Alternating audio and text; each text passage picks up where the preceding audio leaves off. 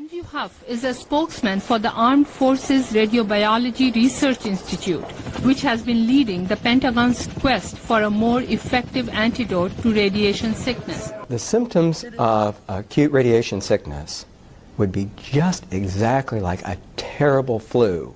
A person would have a headache. They would feel very tired. They would have a little bit of a fever. They might have some vomiting at higher doses. All of this would be more severe and it would come on more rapidly. Acute radiation poisoning, which is serious, and it comes in 4 phases. First is prodromal. This is vomiting, nausea, diarrhea, anorexia, and more radiation makes this worse. It can hit you within a few minutes or days after an exposure.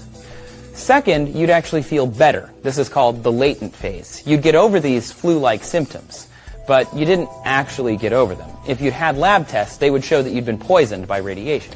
At survivable doses, it would come on within about 6 to 24 hours, and it would be over within 2 days.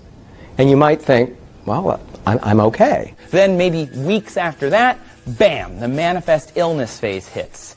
That's when a bunch of bad stuff happened too. And then 4 is recovery or death. But really what's happening is the body is losing its platelet supply and its neutrophil supply. It's not clear what happens, but doctors think your cardiovascular system and central nervous system swell with fluid thanks to damaged cells.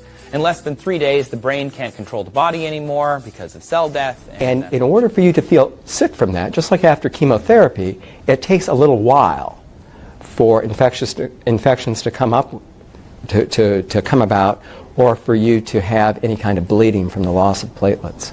Because radiation is damaging DNA at the atomic level, acute poisoning is very hard to treat. Radaway does.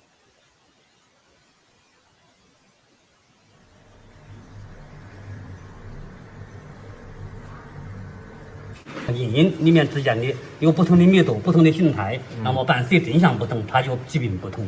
像这个，你看这个新冠肺，这个就它在这几个层面的膜玻璃因很淡很淡，这是早期。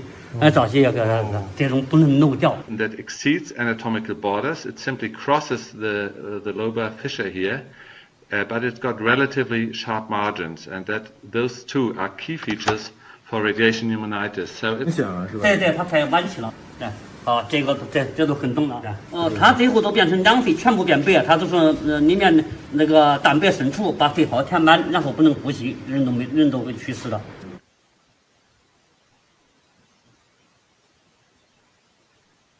So that's the key feature, consolidation exceeding anatomical borders, but with sharp margins reflecting the radiation part.